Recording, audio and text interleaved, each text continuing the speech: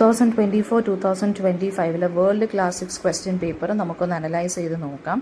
അപ്പോൾ പാറ്റേണും ഒരു ക്വസ്റ്റ്യൻസ് എങ്ങനെ വരും എന്നുള്ളത് നമുക്കൊന്ന് നോക്കാം. ഇപ്പോൾ 1 വേർഡ് ക്വസ്റ്റ്യൻ ഉണ്ട്, 2 മാർക്സ് ക്വസ്റ്റ്യൻ ഉണ്ട്, അത് കഴിഞ്ഞിട്ട് 4 മാർക്സ് ക്വസ്റ്റ്യൻ ഉണ്ട്, 15 മാർക്സ് ക്വസ്റ്റ്യൻ ഉണ്ട്. അപ്പോൾ ഇതിനകത്ത് നിങ്ങൾ നോക്കേണ്ട കോർ ടെക്സ്റ്റുകൾ ഏതൊക്കെയാണെന്ന് വെച്ച് കഴിഞ്ഞാൽ, അതായത് മോസ്റ്റ് റിപ്പീറ്റഡ് ആയിട്ടുള്ള അല്ലെങ്കിൽ ഇമ്പോർട്ടൻറ്റ് ഏരിയാസ് എന്ന് പറയുന്നത് Abhijnana Shakuntalam, metamorphosis, notes from underground, 100 years of solitude, Oedipus റെക്സും, വാട്ട് ഇസ് എ ക്ലാസിക്കും. ഇതെല്ലാ സെക്ഷനിലും ഈ ഒരു വർക്കിനകത്തു നിന്നുള്ള എല്ലാ ഇത്രയും വർക്ക്സിനകത്തുനിന്ന് എല്ലാ സെക്ഷനിലും ക്വസ്റ്റ്യൻസ് വരുന്നുണ്ട്. സോ ഹൈ പ്രയോറിറ്റി കൊടുത്ത് നോക്കേണ്ട കോർ ടെക്സ്റ്റുകളാണ് ഇത് ഇത്രയും. ഇനി ക്വസ്റ്റ്യൻസ് നോക്കുകയാണെന്നുണ്ടെങ്കിൽ ഈ അഭിജ്ഞാന ശാകുന്തളത്തിൽ നിന്ന് സ്റ്റോറി ഓഫ് ശകുന്തളയൊക്കെ നേരത്തെ ചോദിച്ചിട്ടുണ്ട്. അപ്പം curse and memory in Shakuntalam ചോദിക്കാം. നേച്ചറിൽ അതായത് നേച്ചർ വെഡ്സ് കോർട്ട് ലൈഫ്, അതായത് പിന്നെ ദുഷ്യന്തൻ്റെ കോർട്ട് ലൈഫിലെ ആ ഒരു ഏരിയ, പിന്നെ എങ്ങനെയാണ് കോർട്ട് ലൈഫ് എന്നുള്ളതും അല്ലെങ്കിൽ പാലസ് ലൈഫ് എന്നുള്ളതും, പിന്നെ ശകുന്തളയുടെ നേച്ചറുമായിട്ട് കണക്റ്റഡ് ആയിട്ടുള്ള ലൈഫ് എങ്ങനെയാണെന്നുള്ള ക്വസ്റ്റ്യൻസ് ചോദിക്കാം. ശകുന്തളയുടെ ക്യാരക്ടർ സ്കെച്ച് ചോദിക്കാം.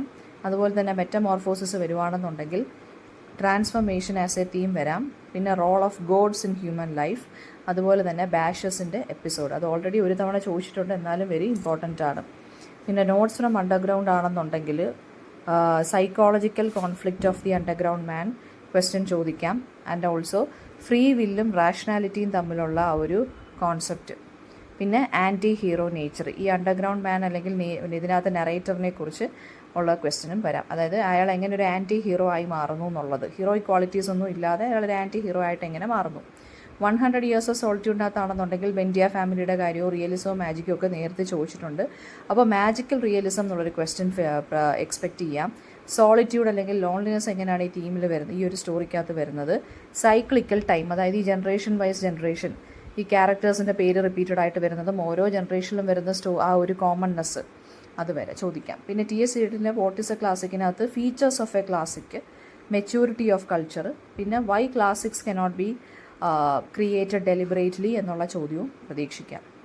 സെക്ഷൻ 3 എടുത്ത് നോക്കുകയാണെന്നുണ്ടെങ്കിൽ എന്താണ് എപ്പിക് പോയട്രി, അതുപോലെ തന്നെ ശാകുന്തളത്തിലെ മാൻ ആൻഡ് നേച്ചർ തമ്മിലുള്ള റിലേഷൻഷിപ്പ്, നോട്ട്സ് ഫ്രം അണ്ടർഗ്രൗണ്ടിലെ നറേറ്ററിനെ കുറിച്ചുള്ള ക്വസ്റ്റ്യൻ, പിന്നെ 2 മാർക്സ് ക്വസ്റ്റ്യനായിട്ട് നോക്കുകയാണെന്നുണ്ടെങ്കിൽ ഗ്രീക്ക് ട്രാജഡിയിലെ കോറസ്. അതായത് നിങ്ങൾക്ക് തിയറി പോർഷനകത്ത് വരുന്ന ക്വസ്റ്റ്യൻസ് ഒക്കെ നിങ്ങൾക്ക് 2 മാർക്സിനകത്ത് 4 മാർക്സിനകത്ത് എക്സ്പെക്റ്റ് ചെയ്യാം. മാജിക്കൽ റിയലിസം എന്താണ്, ദുർവാസാവിൻ്റെ കേഴ്സ് എന്താണ്, കോറസ് ഇൻ ഗ്രീക്ക് ട്രാജഡി, പിന്നെ അതുപോലെ തന്നെ ഈലിയറ്റിൻ്റെ ഡെഫിനേഷൻ ഓഫ് ക്ലാസിക് വർക്ക്സ് അതെന്താണെന്ന് ചോദിക്കാം. ആൻഡ് ഓൾസോ ഈലിയറ്റിൻ്റെ ക്ലാസിക് തിയറിയെക്കുറിച്ച് ചോദിക്കാം.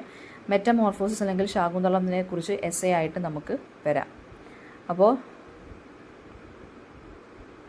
ഇതൊന്നും വിട്ടുപോകരുത്, ഇത്രയും ക്വസ്റ്റ്യൻസ് വിട്ടുപോകരുത്. ഇതൊക്കെയാണ് ഷുവർ ഷോർട്ട് ആയിട്ടുള്ള ക്വസ്റ്റ്യൻസ് എന്ന് നമുക്ക് ഷുവർ ഷോർട്ട് എന്ന് വെച്ച് കഴിഞ്ഞാൽ ഇങ്ങനെ കറങ്ങിയും തിരിഞ്ഞും ഇങ്ങനെ ചോദിക്കാം. ഓക്കെ, അപ്പം വാട്ട് ഇസ് എ ക്ലാസിക് മറന്നു പോകരുത്.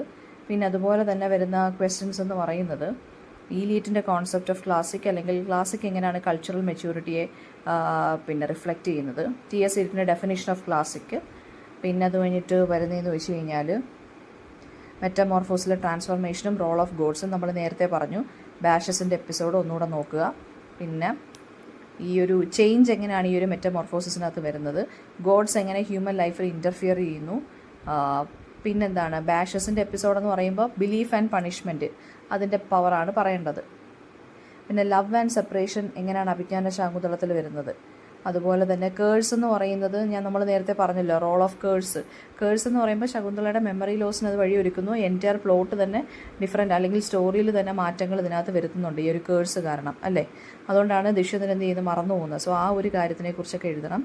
നേച്ചറും കോർട്ട് ലൈഫും തമ്മിലുള്ള ക്വസ്റ്റ്യൻ ചോദിച്ചു കഴിഞ്ഞാൽ നേച്ചർ എന്ന് പറയുന്ന പ്യൂരിറ്റിയെ കാണിക്കുന്നു, കോർട്ട് ലൈഫ് എന്ന് വെച്ചാൽ ആർട്ടിഫിഷ്യൽ ലൈഫിനെ കാണിക്കുന്നു. അപ്പോൾ നേച്ചറിനെ റെപ്രസെൻറ്റ് ചെയ്ത ക്യാരക്ടർ എന്ന് പറയുന്നത് ആരാണ്, ശകുന്തള. കോർട്ട് ലൈഫിനെ കാണിക്കുന്നതെന്ന് വെച്ച് കഴിഞ്ഞാൽ ദുഷ്യന്തൻ്റെ പാലസിലുള്ള ക്യാരക്ടേഴ്സിനെ ദുഷ്യന്തനെക്കുറിച്ചും പറയുക. അപ്പം ശകുന്തളയെക്കുറിച്ച് പറയുകയാണെന്നുണ്ടെങ്കിൽ അനസൂയയും പ്രേമതയുമായിട്ടുള്ള റിലേഷൻഷിപ്പ് വളരെ ഇന്നസെൻ്റ് ആയിട്ടുള്ള സിസ്റ്റർലി ലവ് ആണെന്നുള്ളത് പറയുക. ശകുന്തളയ്ക്ക് നേച്ചറുമായിട്ട്, അതായത് ട്രീസും പ്ലാന്റ്സും ആനിമൽസും ആയിട്ടുള്ള ബന്ധത്തിനെക്കുറിച്ചും പറയുക.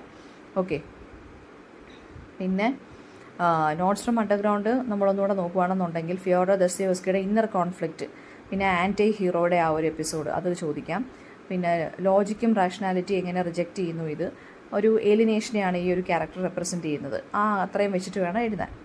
100 ഇയേഴ്സ് ഓഫ് സോളിറ്റ്യൂഡിനകത്ത് വീണ്ടും മാജിക്കൽ റിയലിസം എങ്ങനെ വരുന്നു എന്നുള്ളത്, ടൈം എങ്ങനെ സൈക്ലിക്കൽ നേച്ചറായിട്ട് വരുന്നു, ഓരോ ക്യാരക്ടേഴ്സും എങ്ങനെയാണ് ലോൺലിനെസ് അനുഭവിക്കുന്നത്, അതായത് ഹിസ്റ്ററി എങ്ങനെ റിപ്പീറ്റ് ചെയ്യുന്നു, ഇതൊക്കെ ചോദിക്കാം.